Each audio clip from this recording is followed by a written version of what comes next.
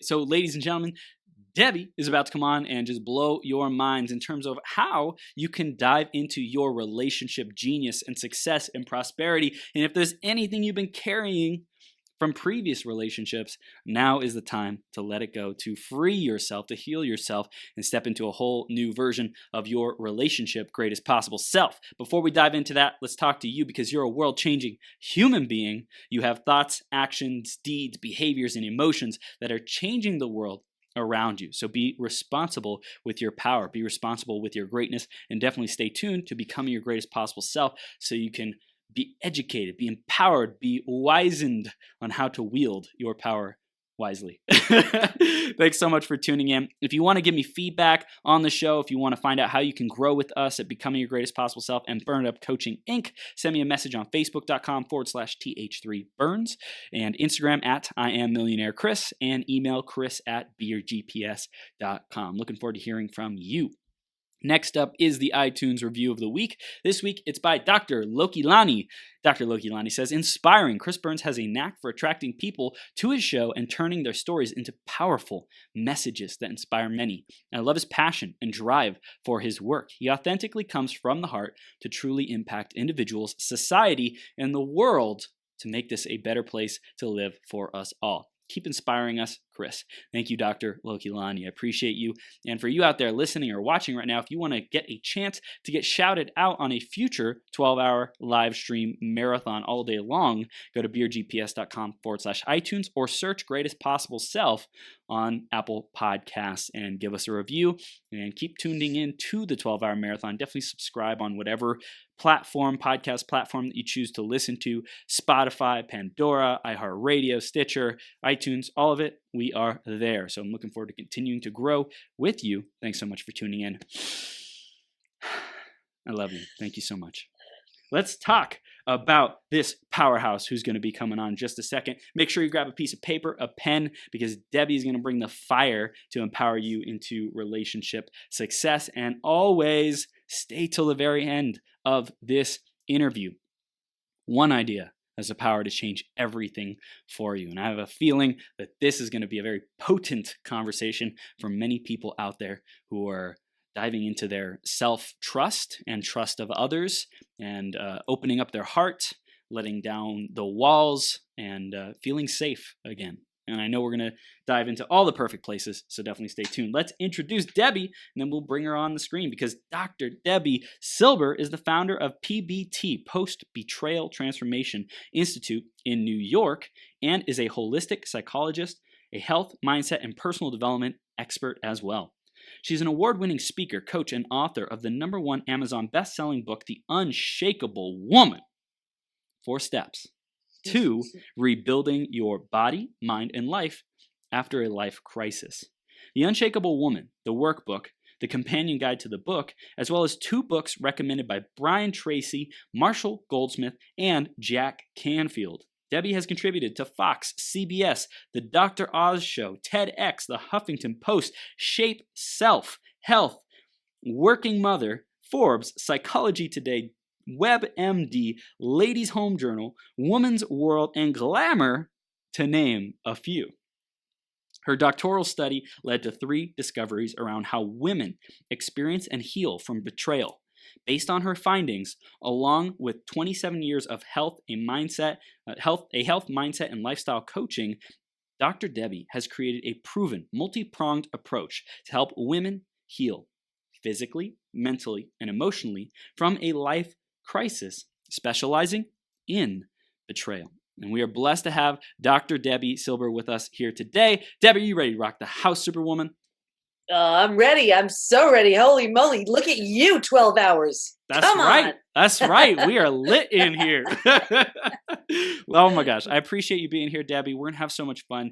You're doing amazing things in the world. And I want to dive into the theme of today, which is ultimate alignment. So we want to hear your perspective. What does that mean to you? How has that impacted your life?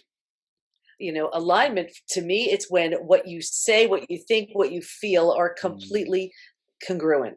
It's like, you ever see those people where they're saying one thing, but their eyes are saying something else, or they're just, something is off. And we are so perceptive. And, our gut is like 10,000 times more powerful than our mind. And if we were to just trust it, it would truly serve us.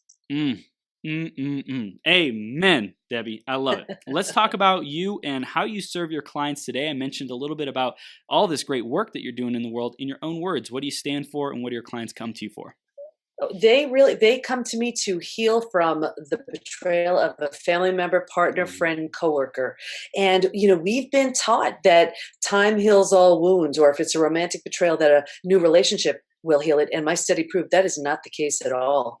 Healing it will heal it. And it will follow us around like a shadow until we face it, feel it, heal it.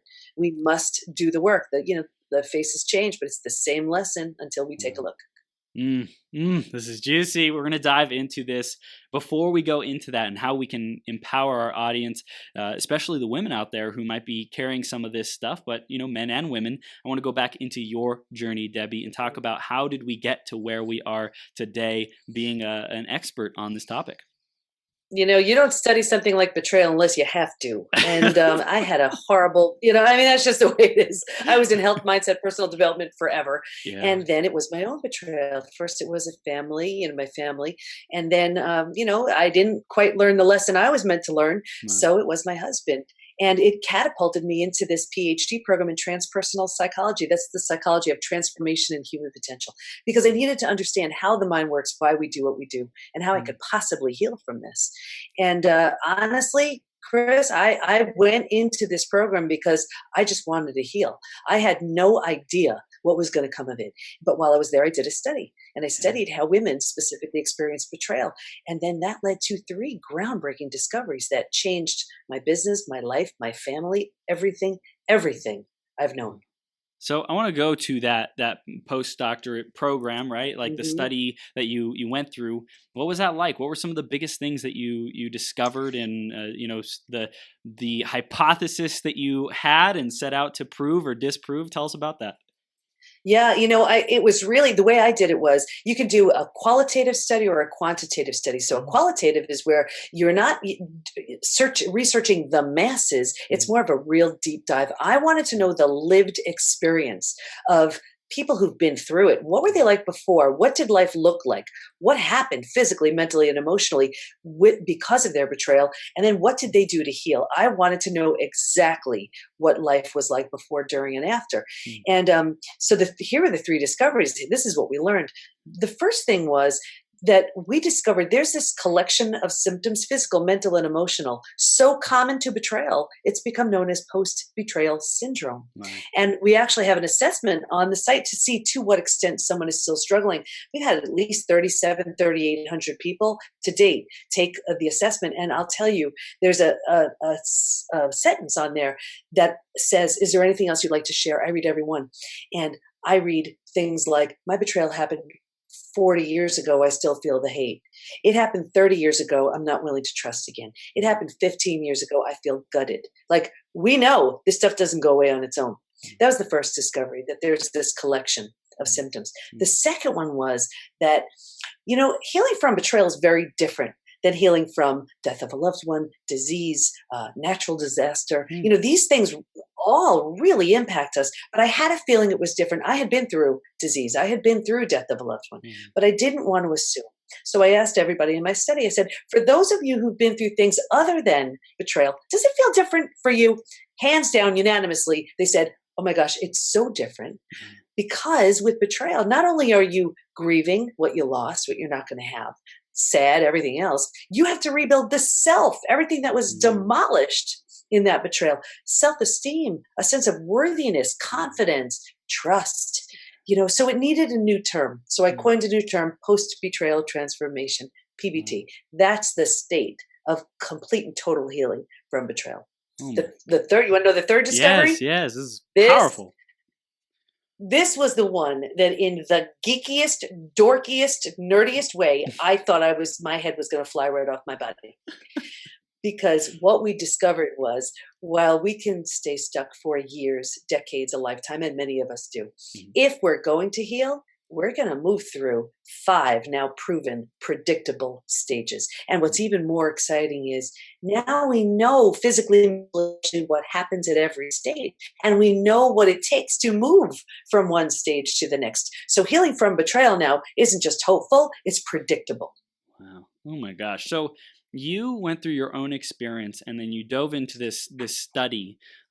Was there any big ahas or awarenesses besides the 3 points that you made about your experience going through it, what it was like for you, or things that you just didn't expect to happen that ended up happening? Yeah, oh, absolutely. And I'm happy to go through the 5 stages too. Well, one thing was I was transforming and I didn't understand it. My husband was transforming too, but I was like, oh, that's nice and all, but this is my turn. And what I realized was I had no idea what to expect. I had no idea what was coming. All I was willing to do was heal. That was it. And whatever showed up, showed up. And I mean, I have 4 kids and 6 dogs. There was a lot going on at the time. And it was so great because the kids were so awesome, just giving me this space to heal. And hey, mom, whatever works, we're good, which took a lot of pressure off. And I wasn't, at first I was like, do people really change? But then I saw there was like nothing left of the old version of me. And then I saw the kids were telling me there was really nothing of the old version of my husband. And he's an extreme personality. So just as he was one way, well, he just swung completely the other way. But what happens with betrayal is you don't trust your betrayer. You don't even trust yourself because you're like, I'm a bright person. How did I not know? How did I not see? So what happens is, and this is common with betrayal, we trust in something other than us, a higher power, God, universe, source, whatever. So I saw a spiritual counselor who has since become a dear friend. And the first thing she says, Debbie, oh my gosh, how you planned this. Planned. I said, well, what do you mean by that? She goes, you needed something so catastrophic so you could crash and burn and rebuild. You're going to have a center. You're going to be writing books. You're going to be teaching about this. He needed something so horrible so he can heal and become the husband, father, friend that he signed up to be. Because every single thing she said has come true. But here's the thing. It's so, our ego says, and my ego said, oh no way, this is a deal breaker. And my spiritual side said, what if she's right? What if there is a purpose to this? What if I could at least try and do all I can do, you can't fault me for trying. And if it doesn't, if it doesn't work out or whatever, but what if it does? What if I can truly heal from this? And then I have a powerful message to share. And it was like a little seed. That's all it was. Well, that seed grew. And actually, not long ago, we got married again.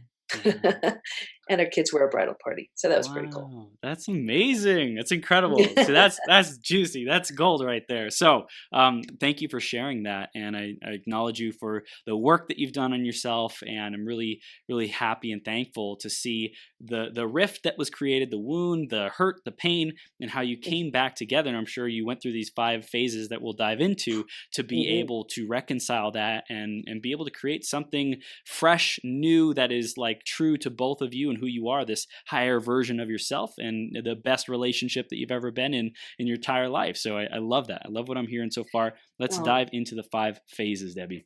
Sure, absolutely. And I just want to say it's not, and I acknowledge it is not always the case. Like with my family betrayal, that wasn't the option. Yeah. So there it was, forgive and move on. Yeah. And sometimes it's forgive and rebuild. There's no right or wrong. Wow. Every relationship is there for a reason, a season, a lifetime.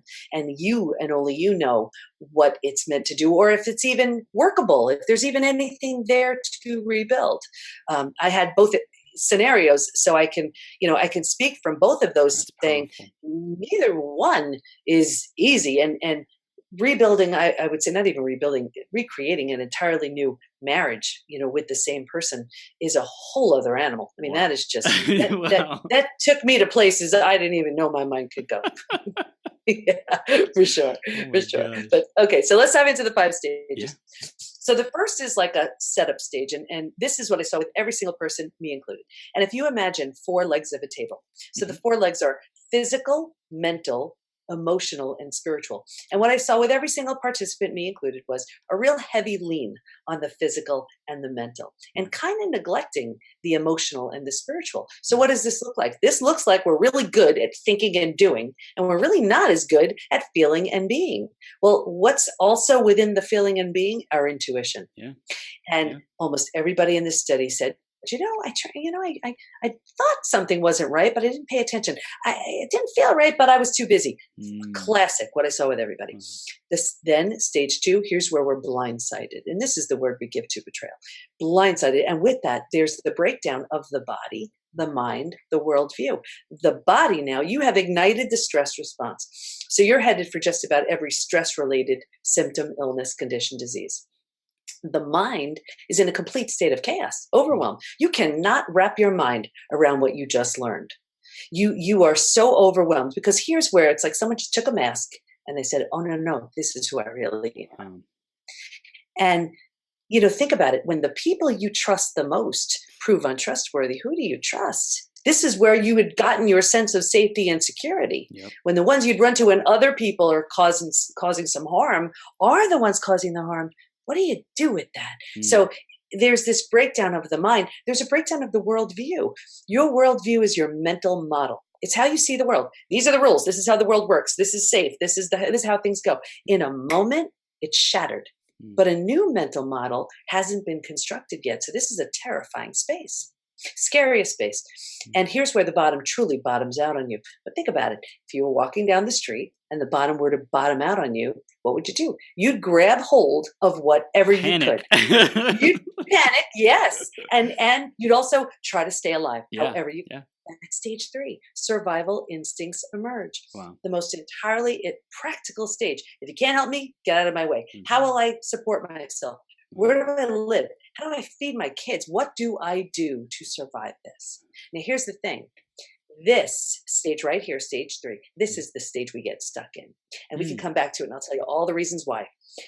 If we're able to grieve, make sense, start to make sense and meaning out of our experience a little bit, mourn, if we're willing, willingness is the biggest word here. If we're willing to give up our story and all that goes with it, we can move to stage 4.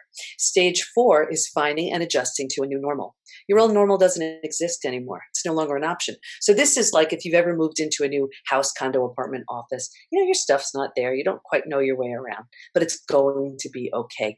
This is the stage where you're kind of turning down the stress response. You're not healing physically, but you're not causing the damage that you were. You're also taking a look at your other relationships. And if it was like kind of one-sided, or if your friends aren't there for you, here's where you're like, you know what? That doesn't work for me anymore. You're making new rules. You're starting to redefine who you are and setting up new boundaries. When you've settled into this place and this space feels okay, and you're calming down a little bit, you're making it your home, you're kind of, like we said in the analogy, putting your stuff in it, you can slowly move into the 5th most beautiful stage. And this is healing, rebirth, and a new worldview.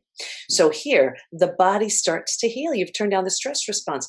You didn't have the bandwidth for self-care, self-love. You weren't thinking about eating well, exercising. You were surviving.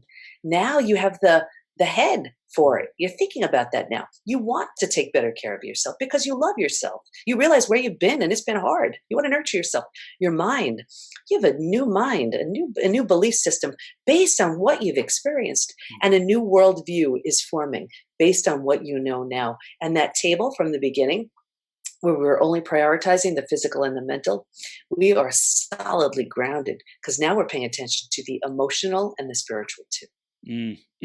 So good. And I love, like, you are so connected with this process. It's like at this phase of unconscious competence, right? The four levels of learning, like it's in you, you're living this, and it's really powerful. I want to talk about the willingness to heal, the willingness to move through it, the willingness to get out of survival and start like processing it, so to speak. Dive into that. What stops people from having the willingness to dive in? Yeah, it's such a great question. Like, for example, there was a woman who came into my office the other day and she walked in, arms folded, and how much is your program? I'm like, I'm not even going to tell you because you're not ready to heal. You're just hanging on to your story. And Wow. here's what happens. We get, we've been blindsided. And think about what happens here. We have a very powerful story. Look at my story. I had the most important people in my life betray me, right? Not once, twice. We have someone to blame. We get a lot of sympathy from other people. We get self-pity. We're getting something out of that victim role. We don't have to do the hard work of learning to trust again. That's hard. Do I trust you? Do I trust you? Forget it. I just won't trust anybody. So we justify it. Now, here's the problem, though. We start receiving these benefits, right? Small self benefits from staying stuck. But then when we stay in that space for too long, we start planting roots there. And then we start feeling like we belong there. And here's where we start thinking to ourselves, well, maybe, I deserved it. Maybe they're right. Maybe I'm not this, that, and the other thing.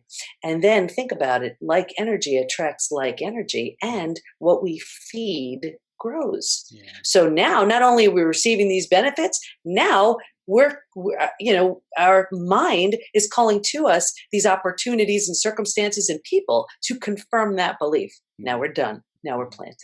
When we recognize that and we're willing to let that go, oh my gosh, what we get is so much better. Wow. So it sounds like people are blessed to move through this phase of small self benefits, like to rebuild, to like kind of take baby steps. Is that something that's an important part of the healing and evolution?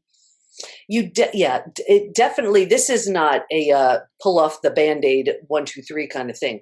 It's predictable. I mean, we're now, as long as you do the work, you will heal. But everybody's willingness, the resources they have access to, but honestly, how willing they are to dive in and do the work really predicts how long it'll take them. And I'll tell you, there were 3 groups in the study who did not heal. And of course, I wanted everybody to heal, so I had this perfect case, but I was here just to do the research, but here's what I saw. If someone was numbing, avoiding, distracting, this is what my TEDx was about. If they're using food, drugs, alcohol, work, TV, keeping busy, reckless behavior, they didn't heal. Now, I get it. It may have made it a bit easier to get through the day, like their doctor prescribed anti-anxiety medication or mood stabilizers, or they were drinking, or they were even numbing out in front of the TV. Because of that, they didn't heal, because it's like this. I'll give everybody an analogy. I'll never forget this. Let's say you have a really messy room, wherever you are. Let's take a garage, really messy garage. And you think that's not vying for your attention, but it is. And you do everything you can to avoid that room. Yeah. And then there's that one day where you're like, you know what? I'm going in. And so think about what you do. You grab your bags, you roll up your sleeves, you start making sense out of this. Now think about what goes on first. At first, it's a lot worse, because you're like, I'm gonna get rid of this. I'm gonna toss that. I'm gonna fix this. I'm gonna donate this. It's a big old mess. Yep. But you're committed, and you are just diving in and doing it. And then you get rid of everything. You put back what's left. From that standpoint, from that place, you stand there with pride and a sense of accomplishment because of the work you've done. You could not get to that place if you didn't do the work. And that's the way transformation works. You cannot get to that place of healing and confidence when you're avoiding, numbing, and distracting. So there's almost this internal environment that is chaotic, that is unstable, that is unruly, so to speak, disorganized, disheveled, and people kind of just push it to the side and just leave it in piles of that doesn't even make sense. It's incoherent.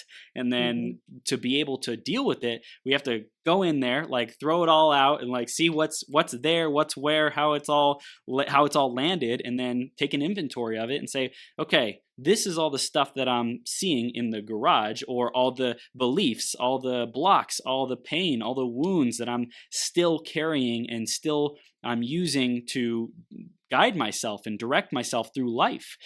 And how does that feel? Directing myself with that fuel, with that constantly in my worldview, in my perspective. And so when we can get clear on that, then we can say, no, I don't want that. I want to choose to focus on something else instead, a higher, more empowering, more loving belief. You're recreating all of it. Mm. And with everybody that I work with, they get to this place where this is deep trauma. I mean, this is so painful. Yeah. But then they're so confused, and they say, I'm so confused because I don't even know who I am anymore. I don't know what I want. I don't know where I'm going. And there's a real panic in that state, but that's actually really, really good.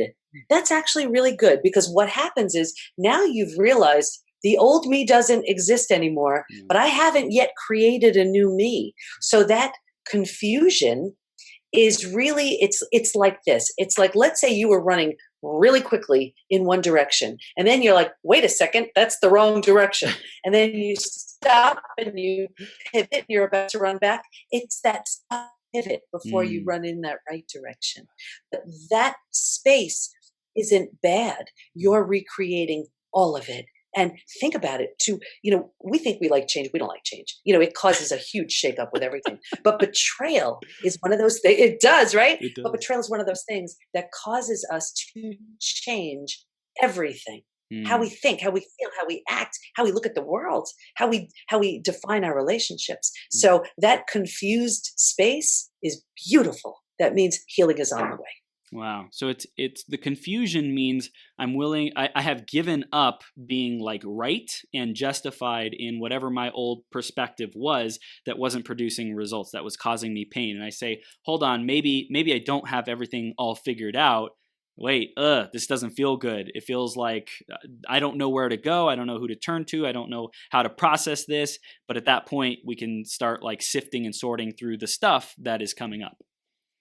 100%. It is. It's all this unknown is there for us, where we're looking at it. And again, this only happens when we face it. Now it's staring at us saying, okay, here's where we are. What do you choose to do with this? Yeah. And here's the beauty. You could choose anything. I use this analogy a lot, and I think this will serve too. Here's resilience and transformation. So we're using an analogy of a house. Like, let's say the house needs a new boiler, and you get a new boiler, that's resilience. Or you need a new roof, and you get a new roof, that's resilience.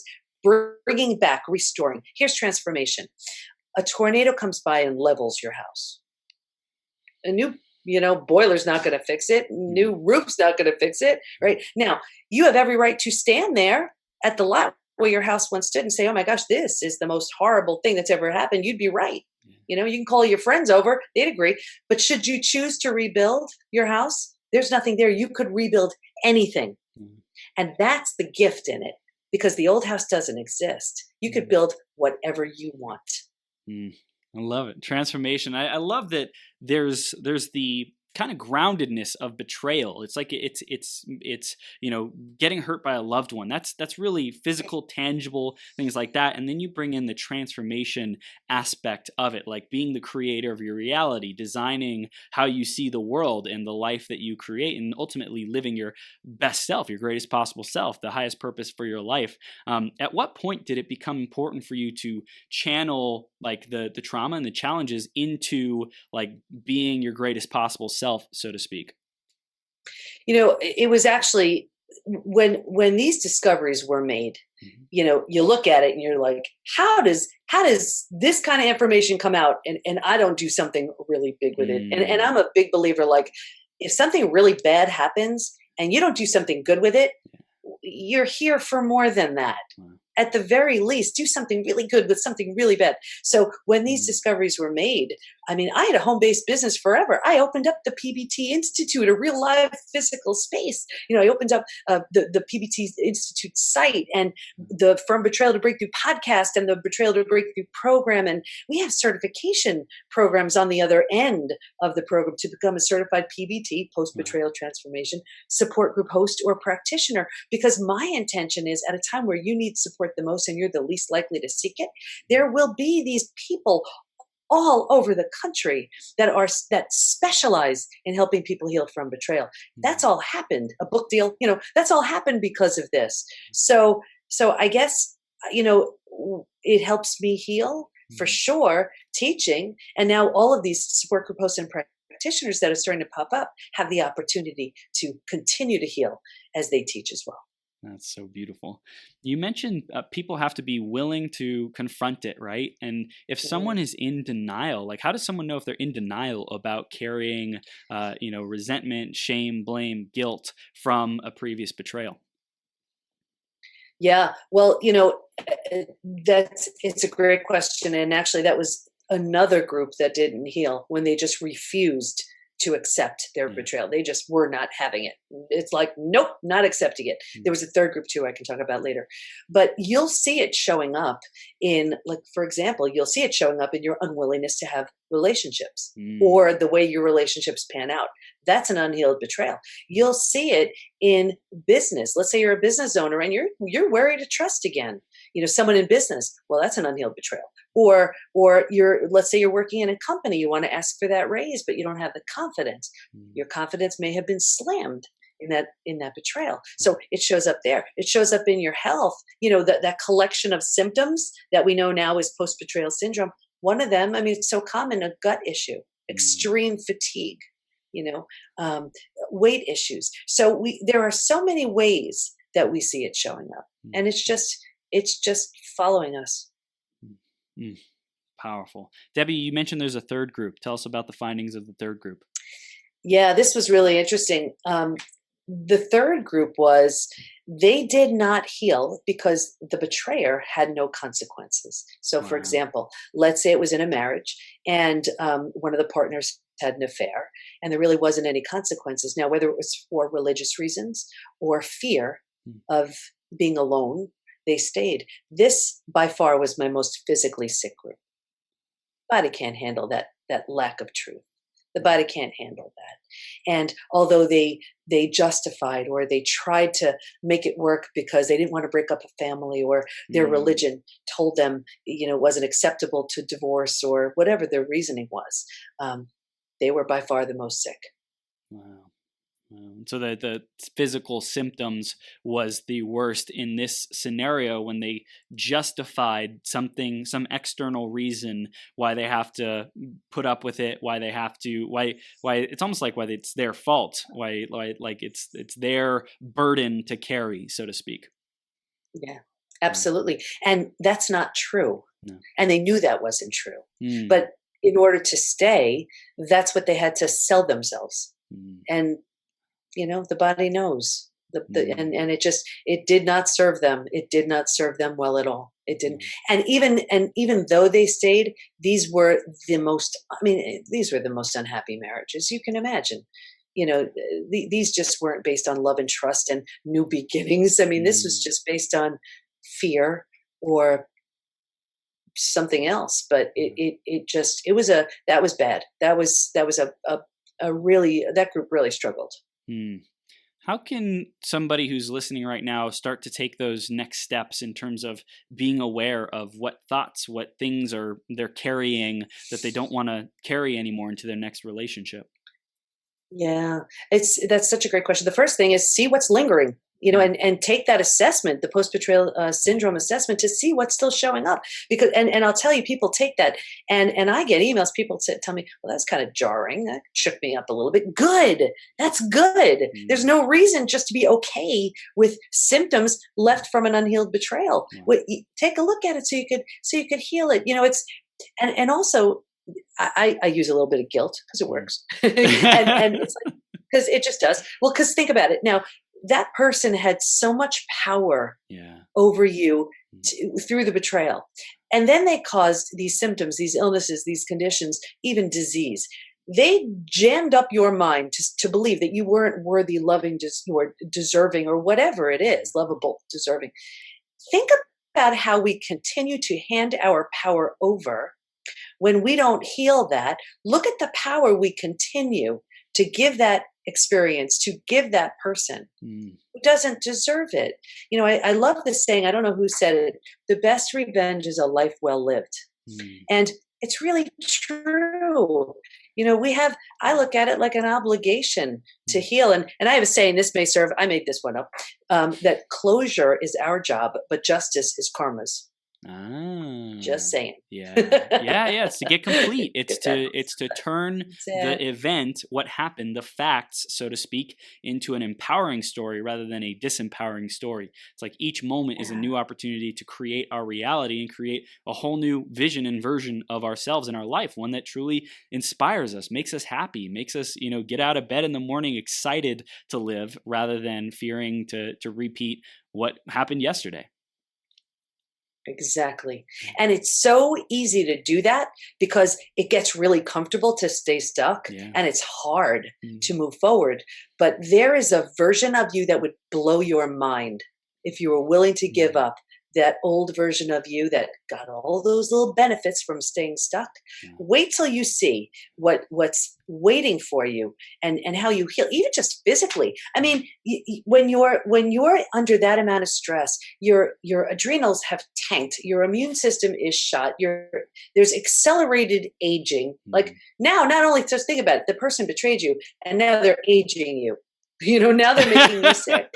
Now you have a messed up immune system. Like, come on. Yeah. Right? That's not fair. You deserve so much more. Yeah, 100%. This is powerful. Tell us about the TEDx talk that you did, how that came into being and why that was an important part of your milestone and getting this message out. Yeah. What's really interesting about it for me, two things. First of all, that was the one and I speak all the time. That was the one and only time I've ever done a PowerPoint. So kind of scary to do that on a TEDx stage. But that was 6 weeks after my betrayal. What? Yeah. And I see it on my face. Like I know everybody knows their face and it's hard for me to look at, but that was 6 weeks. And I don't know how I was able to do that. But there was so much emotion and energy going through me because I was far from healed back then. But I did it on sabotage. And it's really, why is it that everything's going well in business and health and life, and then we just sabotage ourselves? What's behind that? Because the brightest, the most brilliant of us do this all the time. And I use these examples of 3 clients of mine who did this, and it's shocking, but when you understand it, you catch yourself doing it. And I have these 4 questions I'm happy to share with everybody to see if they're doing this. Yeah, let's share them. Sure. Okay. So the first one, are you numbing and distracting? Right? If so, how? Be honest with yourself. When you enter your room or your home or wherever you are at the end of the day, is the first thing you do put the TV on because you are just desperately trying to distract yourself from your own thoughts? Like, be honest. The second one, here's the big one. What am I pretending not to see? Am I pretending not to see there's trouble in my relationship? Am I pretending not to see that health issue that needs my attention? Am I pretending not to see I hate my job? The third one, what's life going to look like in 5 to 10 years if I keep this going? Play that out. Play out that health issue 5 to 10 years. What's that going to look like? Play out that relationship issue 5 to 10 years. What's that going to look like? Play out hating your job. Now you're out of the market. Another 5 to 10 years. What's that going to look like? And then the fourth question, what can life look like in 5 to 10 years if I change now? Now, I'm not saying it's easy, but transformation happens when you tell yourself the truth. Damn. This is gold. These are powerful. Your curiosity, it sounds like you had some immense amount of curiosity to find the answers in life and find out like what makes people tick and do the things that they do. Where do you think that drive comes from, the curiosity? I'll tell you, I think I'm an empath, which means so like someone feels it on a 10, I feel it on a 50. And I live by a very simple rule.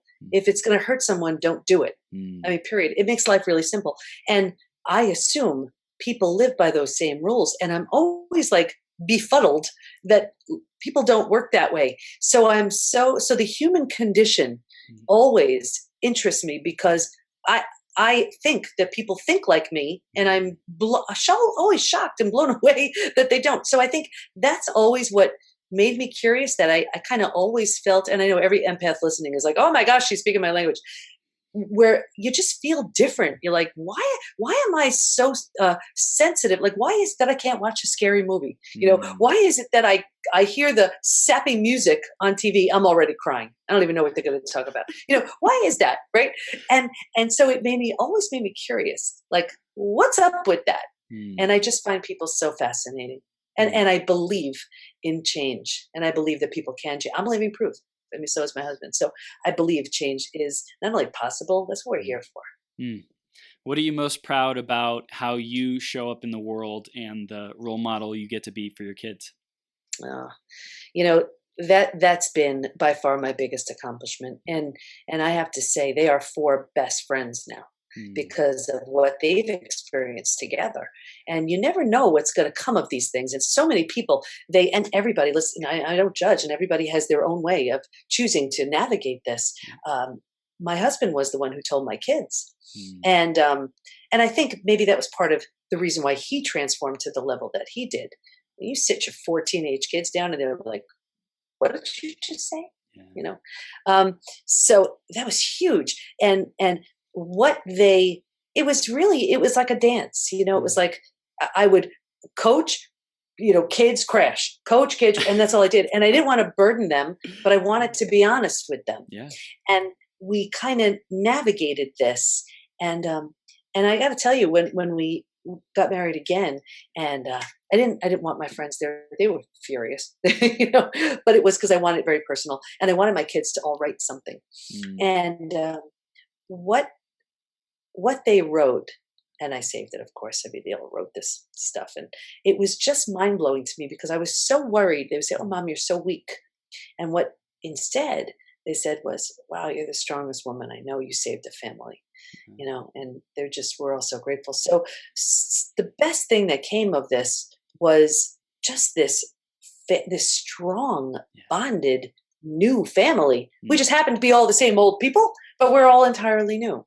Wow, that's beautiful. I hear being unstoppable in the face of adversity, and like creating communication, creating resolution and completion on things like old chapters, old versions, not being tied to what happened and facts and like the past, but rather like you really are exempling and being the role model for like, hey, whatever happens to you doesn't define you. You get to create your reality. And I'm not saying it was easy. This was by far, hands down, the hardest thing ever. I mean, I've been in ICU for 11 days. I've lost loved ones. This one, this took me for a loop like none other. But it's an example of again, what doesn't kill you makes you stronger. And at the very least, do something good with it. Do something good with it. If you're going to bother going through all that trauma, do something good with it. There's always something there that's to learn, to do, to use in your favor. Wow. That's amazing. So you opened up a physical location. Tell us about like what your vision is with having this center, and I'm sure you're aiming to have even more centers in the future and take this around the world even more. What's your vision with PBT?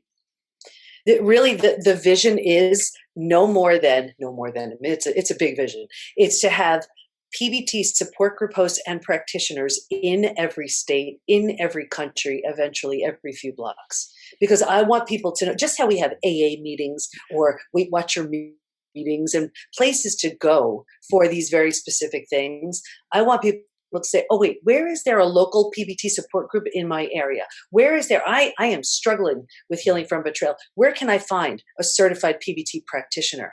So here are doctors, coaches, therapists, doctors who have this specialty. Yeah. So they can, because it's a unique type of healing. So people wherever they are can get the support they need. And once these places and these support group hosts and practitioners are everywhere, I'm good. I'm done. I love it, Debbie. This is good, and I love the big vision. Like you said, take something bad and turn it into something good. If something bad's going to happen to us, let's use it as fuel. And I really hear you like totally running, sprinting, like flying with this vision, this mission, and knowing that you get to contribute to people and really make a difference for them. Like potentially, definitely alter their destiny, alter the rest of their life, alter how they live, their purpose, their happiness, their joy, the human expression, the human experience. Like, you're changing people's lives. And so thank you for what you're doing with that. It's absolutely beautiful. And I want to talk about the research and how that's continued over the years, because I'm sure it's like never ending. You're always finding new things. Tell us a little bit more about recent research or what you're looking forward to in the future. Sure. Well, first of all, thank you for giving me an opportunity to share this, because it's people like you that get this message out. And I deeply appreciate that. Thank you.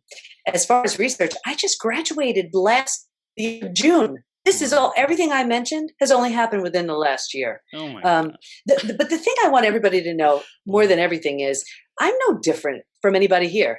I just, and you know it, Chris, when your mission hits, when you know what you're here to do, I mean, you have the energy, it drives you. Yeah. So, I mean, I just graduated the end of June, and I mean, really, I opened the Institute, I put up the site, the programs, it was pouring out of me, and couldn't stop. So where are we now?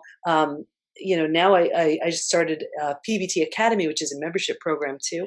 I'm always doing more research because I want to stay on the cutting edge of anything new that comes out. And also the way it works with doing a study is, you have to write it in a way that people can take it to the next level. So I don't know how other cultures handle betrayal. I don't know how other demographics handle it. And already I heard from the university that they wanted to study, whoever the new researcher is, new PhD candidate, wanted to study something having to do with it. That's beautiful. That's the whole idea, where they could just take it, whatever hole I left, let them take it to that next level.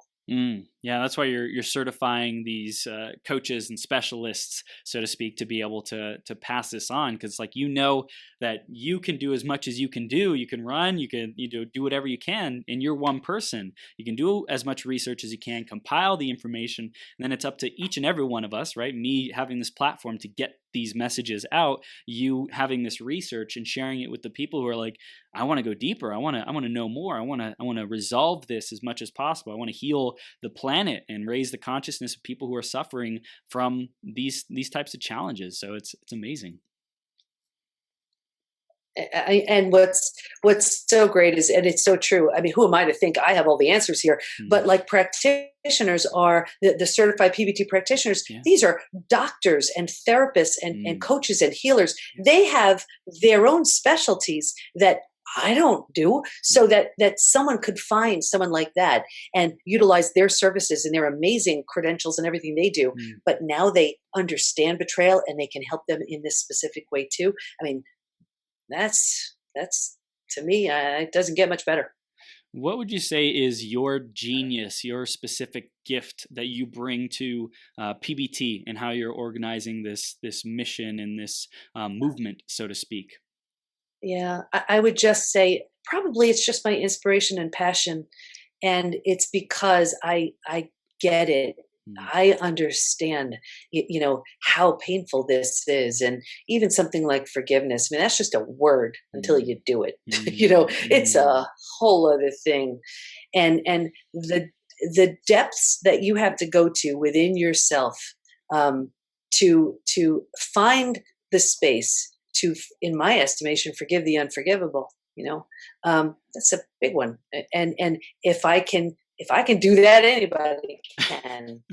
And at the very least, and how do I not teach that to everybody who's willing to listen? Right. And I think that goes back to, are people willing to, let go of that old story to step into a new reality? Because it's definitely not easy. Like you keep repeating, reaffirming that, and I appreciate it, because I can tend to make things fun and enjoyable and high energy. And this is also, it can be a really intense, difficult, traumatic, it's not easy to go through this. And so I'm blessed that I haven't experienced anything to that level in my own life, so I get to just be a witness and be aware of it. And then also for people who are going through something similar or have this going on in their life, I get to bring compassion. So I think people, even in the audience, for you listening or watching right now, live or replay, like just bring that compassion, bring that grace with you to, if you know someone who's going through this, if you have a significant other who has had challenges with betrayal, like bring your love to them. They need it. They need it. And here's the thing too, and we're talking about of a family member, partner, friend. I mean, it's not specific to partner. This is a time where the betrayed, they've done nothing wrong, but they're filled with so much shame and embarrassment and fear of judgment. So here's what I've learned. Even if you've never experienced it, even because anybody betrayed, they're in a club they never wanted to be in. But even if you've never experienced it, even if you are fumbling all over yourself and you just say, I don't know what the heck to say to you, I'm just here and I love you. That's it. That's it. Because what typically happens, and I know I did this, the first year, I didn't tell anybody. It was torture. And I'll never forget the first friend I told. I was shaking. I was crying. I was a wreck because being that vulnerable is terrifying, but it's also freeing. That's how you heal.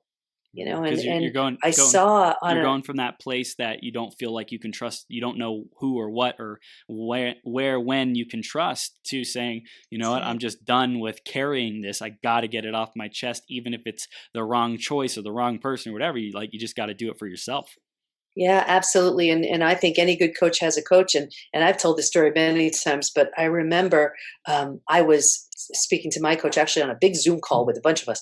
And I was talking about this study. And he just looks at me and he goes, stop hiding behind your bleep study already. And I was like, oh, wow, that's scary. And I had started sharing just with private clients and I saw how much they were healing. And I was like, you know what? Just get out of the way. Just get out of the way. And the people who have an issue or a problem, I guess they're not my people. But I am desperately trying to reach the ones who need this message. Yeah. So, I'm excited to just share. What do you think had famous people like Jack Canfield want to support you and support this movement? What was it about how you showed up and who you were being?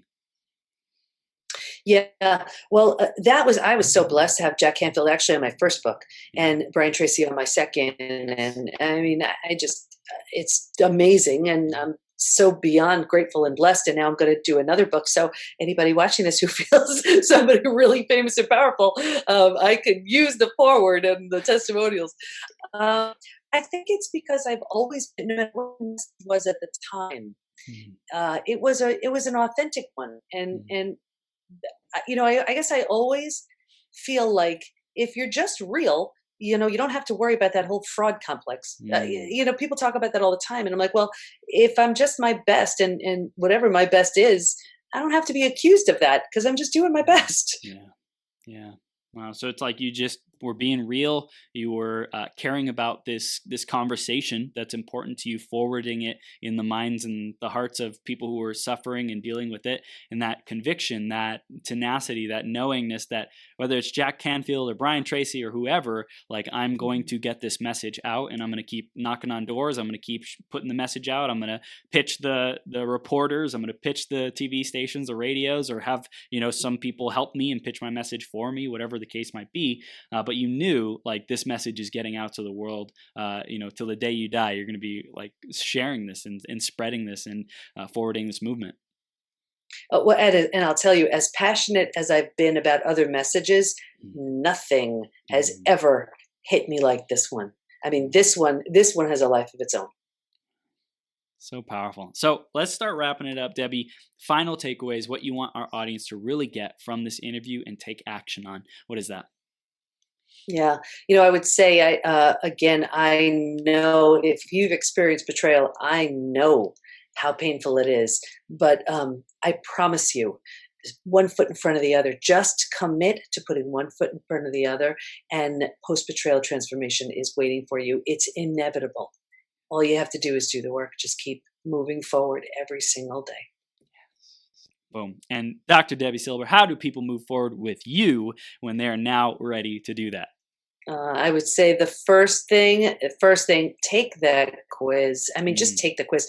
PBT as in post-betrayal transformation, pbtinstitute.com/quiz. Beautiful. Wow. So that's the thing that will give them awareness of where they might be being blocked and what betrayal symptoms they are experiencing, and to know, hey, we got to dive into this. We get to heal this. We're blessed to heal this when they're ready to have a conversation about it.